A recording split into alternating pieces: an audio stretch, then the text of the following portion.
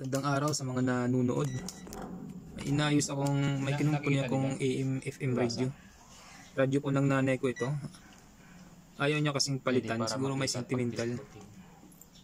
Ang problema po nito ay hindi makasagap ng signal at minsan walang tunog.